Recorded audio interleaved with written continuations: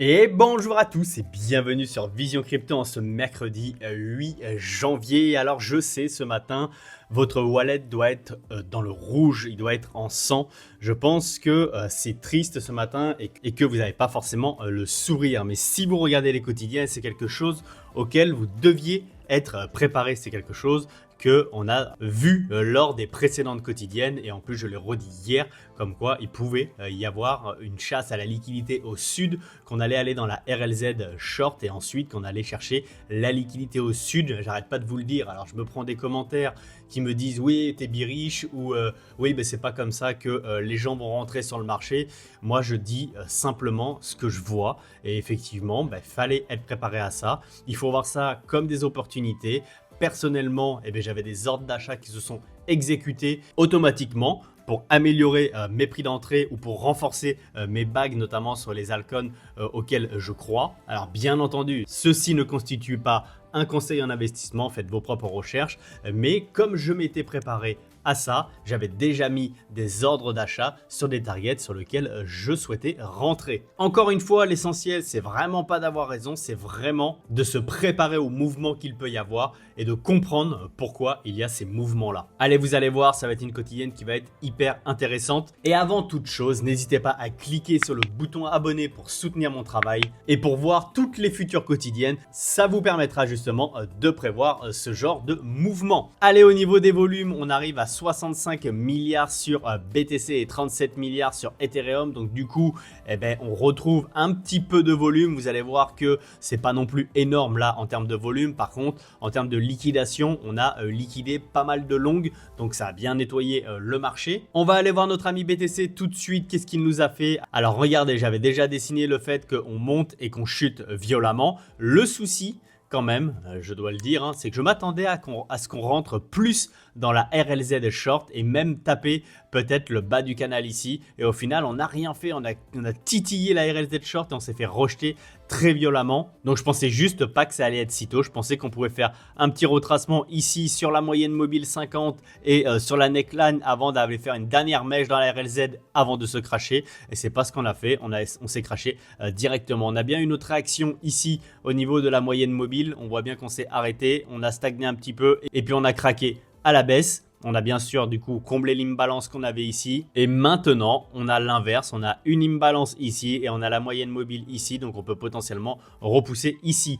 Bon, après, on n'est quand même pas dans une très très belle configuration, sachant qu'il y a encore beaucoup de liquidités à venir chercher jusqu'aux 90 000. Pourquoi pas aller les chercher? Moi, je pense qu'on va aller les chercher. Donc, c'est peut-être pas fini. La chute qu'on a faite ici n'est peut-être pas finie. On peut très bien avoir un petit rebond pour aller faire une continuation baissière et pour aller chercher toutes les liquidités qui sont au sud. On a cette liquidité ici à venir chercher, ici et ici. Donc de toute façon jusqu'aux 90 000 et avec une cascade de liquidités. Comme je vous avais dit, on peut très bien avoir une mèche vraiment dégueulasse pour aller chercher aux 85-86 000 avant de remonter très rapidement. Donc c'est une possibilité. Donc on pourrait très bien aller jusqu'ici et après avoir une cascade, une mèche très rapide pour aller chercher la liquidité avant de repartir. Donc c'est un scénario, comme d'habitude, il faut s'y préparer. Vous savez, c'est pas d'aujourd'hui que je vous le dis, c'est vraiment un scénario que je vois depuis pas mal de temps. C'est un scénario que je vous ai parlé plusieurs fois dans les quotidiennes, le fait que ici, on repump pour faire croire à tout le monde que le marché reprend en ce début d'année.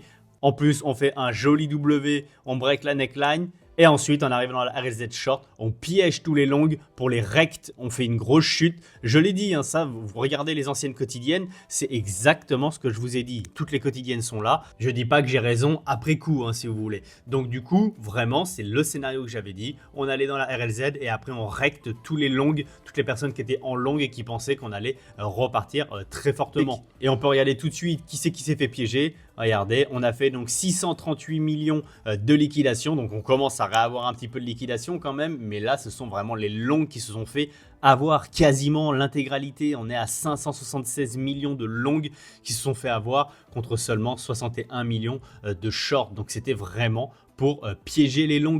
Maintenant, du coup, c'est juste à savoir, est-ce qu'on va avoir une continuation baissière pour aller chercher la liquidité du sud? Parce que oui, on peut regarder, il y a de la liquidité au sud. Ici, je pensais juste, c'est ce que je vous disais, qu'on allait remonter plus dans la RLZ, un tout petit peu plus dans la RLZ pour aller chercher jusqu'au moins 105 000 ici, le reste des liquidités qu'il y avait, et au moins on rentrait véritablement dans la RLZ. Mais non, on n'a pas attendu ça, on a été chercher la liquidité du sud directement. Regardez ici, on est venu chercher toute cette liquidité, et regardez là où on s'est arrêté, il y a encore beaucoup de liquidité au sud, donc je pense qu'on peut faire une deuxième jambe baissière pour aller chercher tout ça jusqu'aux 90 000. Et potentiellement, regardez, si je me mets en un mois, tout ça c'est des données que je vous donne à chaque fois dans les quotidiennes. Et regardez, si on va jusqu'ici aux 85 000, il y a beaucoup de liquidité. Donc tout ça, c'est à venir potentiellement récupérer. C'est pour ça que je vous dis qu'on peut faire une mèche vraiment pas belle ici, très violente pour aller jusqu'aux 85 000 pour aller récupérer toute cette liquidité avant potentiellement de reprendre une tendance haussière.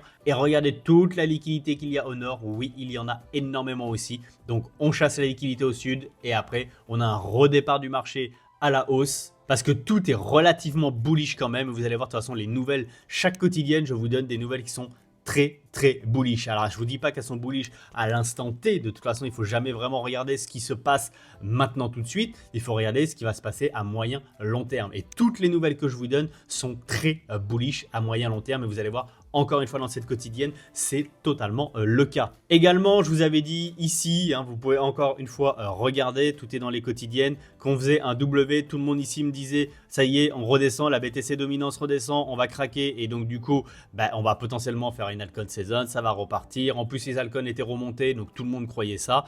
Et moi, je vous avais dit, on est dans une RLZ longue, on n'a pas de tendance baissière réelle. Pour le moment, on doit faire un rebond, et regardez ce qu'on fait. On fait un rebond, en plus, c'est très propre. Regardez ce qu'on a fait. Hop, on a fait un beau rebond, on a tapé dans le bas du canal, on s'est fait rejeter une première fois, et ensuite, on a break le canal, pullback sur le bas du canal, et on a poussé. Et regardez, aujourd'hui, ce qu'on fait, on est en train de faire un plus haut ici. Donc, potentiellement, la Bitcoin dominance va vraiment reprendre de la puissance. Et ma target, vous savez, c'est au moins le haut du canal. Et le haut du canal, il est où? Il est au niveau des 63% ici. Et si on validait ce beau W que j'avais déjà dessiné ici, regardez, si on break ici, eh bien on peut aller chercher ce haut du canal. Ici, on s'était fait rejeter de la RLZ short, donc c'était totalement normal. On a été dans la RLZ longue et on fait un W. En tout cas, c'est le scénario que j'ai sur la Bitcoin dominance. Comme d'habitude, je laisse tous les traits comme ça. On verra si j'ai raison ou si je me plante. Et je peux totalement me planter. Je n'ai aucun souci avec ça. L'essentiel, c'est d'avoir un plan et une stratégie. Également, dans le Total 3, donc pour les altcoins, j'avais dit que forcément, on allait arriver dans les RLZ short. Donc, il y avait la première RLZ short et après, il y avait la deuxième. Donc, au final, on a été surtout dans la deuxième. On a fait un premier arrêt dans la première ici. Donc, je rappelle, c'était le premier mouvement. C'était d'ici à ici du retracement de Fibonacci. On était dans cette RLZ là. Et après, il y avait de en haut ici à ici, au plus bas. Et c'était donc cette deuxième RLZ short. Donc celle-ci, on peut la supprimer. D'ailleurs, on a été vraiment dans la deuxième ici. Et après, j'avais dit qu'on pouvait se faire rejeter violemment. Qu'est-ce qu'on fait? On se fait rejeter violemment. Maintenant, ce qui va être très important, c'est à savoir, est-ce qu'on va aller dans cette grosse RLZ longue ici? Donc là, si on y va, autant vous dire, ça va faire très mal sur les altcoins. Mais encore une fois, il faut juste y être préparé. Si vous avez un petit peu de liquidité, n'hésitez pas à mettre des ordres d'achat à des prix auxquels vous voulez racheter vos crypto-monnaies. Comme d'habitude, vous le savez, je suis exposé sur le token Alephium qui prend bien cher actuellement. Regardez, hop, je vais me mettre en daily pour que ça soit un peu plus lisible. Voilà. Donc bien sûr, ceci ne constitue pas un conseil en investissement. Je vous dis ce que moi je fais et j'achète de l'Alephium. Vous le savez, c'est pas nouveau du tout pour les personnes qui me connaissent. Donc du coup, vous voyez, regardez ce qu'on a fait. On s'est fait rejeter de la RLZ short ici. Et on a été très bas. Et donc du coup, même cette RLZ longue n'a pas tenu ici. Vous voyez, on a fait un rebond, oui, mais il n'a absolument pas tenu. Donc on peut le supprimer. Même celle-là n'a pas tenu, on peut le supprimer également. Et donc, regardez ce qu'on fait. Aujourd'hui, on est à 1,14. Et donc, premièrement, on n'arrête pas de me demander, est-ce que c'est un bon prix d'achat? Oui, c'est un bon prix d'achat, point. Ça, forcément, c'est un bon prix d'achat. Regardez où est-ce qu'on est. On est quand même relativement bas et on est dans une très grosse RLZ longue, c'est-à-dire la RLZ longue de tout le mouvement, c'est-à-dire d'en bas ici jusqu'en haut. Donc oui, premièrement, on est dans une bonne zone d'achat. Alors après, est-ce qu'on peut aller plus bas parce que ce que tout le monde cherche, bien entendu, c'est d'acheter le bottom. Premièrement, vous n'aurez pas le bottom, vous n'aurez pas le plus bas. Celui qui a acheté ici, par exemple, à 96,30 centimes, ben, il n'y en a pas. Personne, quasiment. Il n'y a pas, quasiment personne qui a acheté. Ou sinon, il a cliqué juste sur le moment. Mais voilà, je veux dire, sur 1 million de personnes, il doit y avoir une ou deux personnes qui ont cliqué à ce moment-là ou qui ont mis des ordres d'achat. Point. Mais sinon, vous n'aurez pas le bottom. Alors, comment il faut faire? Ben, qu'est-ce qu'il faut faire? Eh bien, il faut faire un DCA d'achat. Admettons que vous avez 1000 euros de liquidité. Eh bien, actuellement, là, maintenant, tout de suite, vous pouvez très bien mettre, par exemple, 500 euros. Tout de suite, parce que oui, on est dans un bon prix d'achat et on pourrait très bien repartir. On ne sait pas de quoi demain est fait. Il peut y avoir une nouvelle hyper bullish qui arrive et dans ce cas-là, il peut y avoir un gros pump. Bref, vous pouvez en tout cas rentrer dès maintenant parce que oui, on est dans un bon prix d'achat. On est dans une méga RLZ longue. Donc une RLZ, je vous rappelle, c'est une Real Ad Zone, donc c'est une zone de rechargement. Donc oui, on peut rentrer. Premièrement, c'est ce que j'ai fait. Là, ce matin, je suis rentré à 1,14. Et qu'est-ce que j'ai fait également? Eh bien, on va le faire ensemble. Regardez, j'ai placé un ordre d'achat et j'ai placé un ordre d'achat, je vais vous dire où, 95,50 exactement. Alors là, je suis à 54, mais bon, ça change strictement rien. Et ici, je vais mettre ordre d'achat en attente. Voilà, j'ai mon ordre d'achat. Ça, c'est quelque chose qui est déjà mis. Donc, je passe par la plateforme BitGet. Si vous n'avez pas de compte BitGet, c'est une petite instant promo. Si vous n'avez pas de compte BitGet, n'hésitez pas à passer par mon lien. Vous avez toutes les informations en description. Donc, j'ai placé mon ordre d'achat à 0,9550. Et si jamais on vient ici, eh bien, j'aurai un très bon prix d'achat. Enfin, en tout cas, je considère que c'est un très bon prix d'achat. Et qu'est-ce que je joue là-dedans? Eh bien, il faut savoir que quand on fait ce genre de structure, on peut faire ce qu'on appelle un sprint. Un sprint, c'est quoi?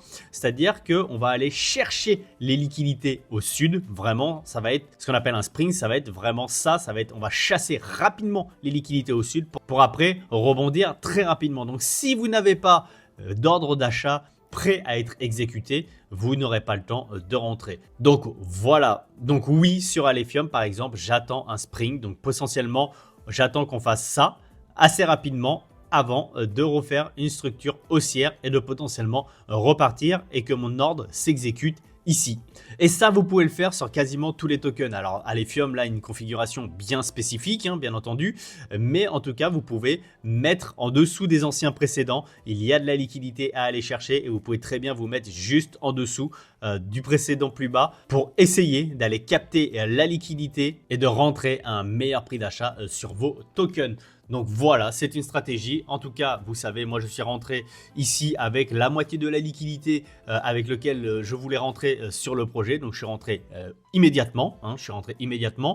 Et deuxièmement, j'ai mis le reste de la moitié ici à 0,9550 si jamais on y va. Et si jamais on n'y va pas, c'est pas grave. Au moins, je suis rentré avec la moitié et le reste de ma liquidité, j'aurai aucun mal à le mettre sur un autre token que je veux également accumuler et qui a du retard, qui n'a pas fait encore de rebond ou quoi que ce soit. Dans tous les cas, ce n'est jamais un problème d'avoir de la liquidité. Voilà pour cette explication, j'espère en tout cas qu'elle vous a aidé. Et nous allons passer maintenant aux nouvelles. Donc premièrement, les paiements en crypto-monnaie ont augmenté de 8% après le franchissement du cap des 100 000 dollars du BTC selon Now Payment. Donc ça, j'arrête pas de vous le dire qu'il y a vraiment une adoption de façon générale. On peut de plus en plus payer des choses avec la crypto-monnaie. Regardez, on avait parlé de croisière, la croisière Virgin, on peut la payer en crypto-monnaie. Il n'y a pas tellement longtemps, une ou deux quotidiennes. Je vous avais parlé d'un joaillier aussi en France. On pouvait même payer sur son site internet en France et partout en Europe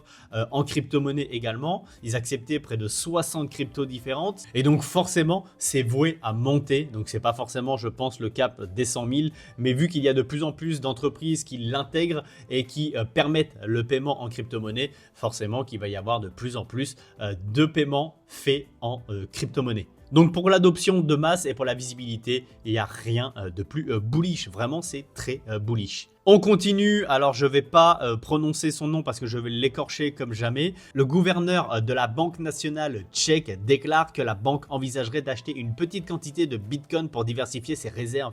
Encore une fois, j'arrête pas de vous dire, les entreprises cherchent à créer des réserves stratégiques de trésorerie et les pays cherchent à créer des réserves également. Donc c'est quand même fou parce que là, quand ils disent une petite quantité, oui, une petite quantité à l'échelle d'un pays, ça n'a rien à voir avec une petite quantité d'une PME. PME. Donc dans tous les cas, c'est quand même véritablement bullish. Encore une fois, de plus, il est prévu que la Banque nationale tchèque augmente la part des réserves d'or dans le total des actifs à 5% d'ici 2028. Donc ça aussi, c'est une protection, l'or, contre l'inflation et la dévaluation de la monnaie de façon générale. Donc voilà, quand je vous dis que les nouvelles sont vraiment hyper intéressantes et que 2025 devrait être incroyable, eh bien on continue, vraiment on continue dans ce sens-là. Et donc voilà, je trouve ça très intéressant et ça me conforte très fortement dans le fait qu'à moyen long terme, en premier trimestre, deuxième trimestre 2025, on va avoir vraiment une ascension énorme des crypto-monnaies. Vous le savez, c'est ma conviction à moi.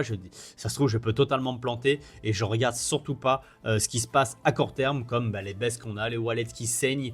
Je les vois vraiment comme des opportunités. J'essaye de rentrer au mieux avec le peu de liquidité que je peux avoir. Je rentre comme je peux pour profiter de ces baisses, vu que ma conviction, c'est que ça va augmenter très fortement d'ici quelques mois. Allez, on va détailler un petit peu ce post. Donc, Bernstein présente 10 prévisions crypto pour 2025. On va essayer d'aller relativement vite pour pas que la quotidienne soit trop longue. Donc, les analystes prédisent une longue période marquée par une évolution implacable et une acceptation généralisée conduisant à un point où la crypto n'est plus controversée. Ils appellent ça The Infinity Age.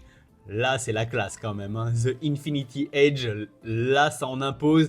Ça fait vraiment à l'américaine. Vraiment, c'est vraiment stylé. Donc bref, en tout cas, je suis complètement d'accord avec ça. Où la crypto-monnaie n'est plus controversée. Mais c'est déjà quasiment le cas, vraiment. On est, quand on voit les pays qui se jettent sur la crypto-monnaie, quand on voit les institutions qui se jettent sur la crypto-monnaie, bon, le côté controversé, on l'avait il y a encore 5 ans, mais là, il est en train de s'effacer complètement. Donc, Bernstein réitère son objectif de prix de 200 000 $ pour BTC d'ici fin 2025. Je vous ai dit, moi, j'ai plutôt un max à 180 $. Après, comme j'arrête pas de le dire également, si effectivement il y a un FOMO des institutionnels, si les pays et notamment les USA avec Donald Trump créent vraiment une réserve stratégique de valeur, bah oui, on peut péter les 200 000 parce qu'il va y avoir énormément d'argent qui va rentrer dans BTC, ça va être colossal. Donc oui, c'est possible quand même, d'accord. Pour le moment, il faut que Donald Trump tienne ses promesses et il a fait des déclarations hier.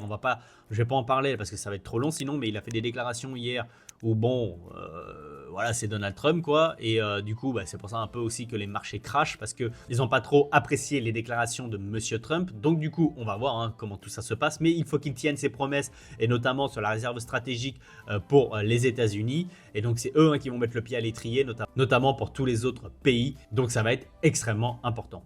Deuxième point, sans réellement savoir si d'autres États-nations commenceront des achats de Bitcoin cette année, les analystes s'attendent à une croissance continue de l'adoption de la trésorerie des entreprises. Ça, j'arrête pas de vous le dire. On le voit partout. Il y a de plus en plus d'entreprises qui créent de la réserve de trésorerie en BTC. On n'arrête pas de le voir. Chaque quotidienne presque, je vous montre une entreprise qui crée de la trésorerie en BTC. Quasiment. Donc, anticipant des entrées de plus de 50 milliards de dollars en 2025 par rapport aux 24 milliards de dollars en 2024. Donc, on double. Donc, c'est énorme. C'est vraiment énorme. Troisième point, les ETF Bitcoin Spot des États-Unis attireront des entrées nettes qui dépasseront les 70 milliards de dollars, soit le double que 2024. Et ils sont quand même hyper bullish pour 2025. Là, on double en 2025 et là, on double en 2025 aussi. Donc c'est énorme. Et on parle en milliards, on parle pas de 50 pesos là. Donc vraiment, ça commence à chiffrer. Donc les analystes ont suggéré que les mineurs doivent continuer à transférer leur capacité vers l'IA pour la création de valeur cette année. L'IA, du coup, on le sait bien, c'est la narrative de l'année. C'était la narrative de 2024 et normalement, ça devrait avoir une très forte puissance pour 2025. Si vous n'êtes pas exposé sur des tokens IA, sans conseil en investissement, je pense que c'est une erreur parce que effectivement, je pense que ça va être la grosse narrative de 2025 également. Donc d'être exposé sur des tokens, notamment comme Tao, par exemple, c'est pas forcément déconnant. Vous pouvez aller sur des plus small cap, bien entendu, mais en tout cas, être exposé à l'IA, je pense que ça peut être pas déconnant du tout. On continue, ils s'attendent également à la convergence de l'IA, donc encore l'IA, et de la crypto, favorise l'innovation grâce à des blockchains décentralisées axées sur l'IA, des wallets intégrés à l'IA et des agents IA tokenisés. Actuellement, vous savez, il y a une vraie hype autour des agents IA, tout pète un petit peu au niveau des agents IA. Donc oui, tout ça, forcément, ça peut continuer à exploser. Une administration pro-crypto pourrait entraîner une croissance substantielle du marché mondial, des stablecoins dépassant les 500 milliards de dollars en 2025. Ah oui, complètement, mais ça va dépendre forcément de monsieur Donald Trump, parce que si jamais il ne tient pas ses promesses, forcément, ça va pas se passer comme on le souhaite, mais si il tient vraiment ses promesses, ça peut être vraiment incroyable à ce niveau-là également. C'est fou parce que notre bull run peut soit hyper bien se passer si Donald Trump tient à peu près ses promesses et si il s'engage véritablement envers l'écosystème crypto, soit il peut très peu performer ou pas du tout performer, hein. Ça peut vraiment être à l'inverse si jamais il tient aucune des promesses qu'il a faites. Pour le moment, il a quand même mis en place des personnes qui étaient pro-crypto, donc ça se passe quand même plutôt bien. Il n'y a pas besoin de voir le mal partout pour le moment. Donc, il prévoit également que les banques et les gestionnaires d'actifs commenceront à lancer de nouvelles offres crypto. Ça, c'est évident aussi. On le voit, hein, il y a plein d'ETF de déposer. Il y a les banques, oui, qui commencent à s'y mettre également, qui cherchent à proposer de plus en plus de services en crypto. Donc oui, bien entendu, ça va se développer pour moi en 2025. Une SEC plus pro-crypto, en même temps, il n'y a pas du tout de difficulté puisque c'était Gary Gensler qui était, on va dire, anti-crypto. Donc là, pas de difficulté, hein, vu les personnes qu'il a placées. Pourrait favoriser le secteur à entreprendre plus facilement. Donc ça, oui, ça va être très favorable. Et dernier point, on parle de notre ami Ethereum. Vous le savez, hein, personne n'est suffisamment bullish pour moi sur Ethereum, alors que pour moi, il va tout péter. Ethereum est sur le point de devenir le prochain chouchou des institutionnels. Complètement d'accord. En 2025, malgré la sous-performance de l'année dernière.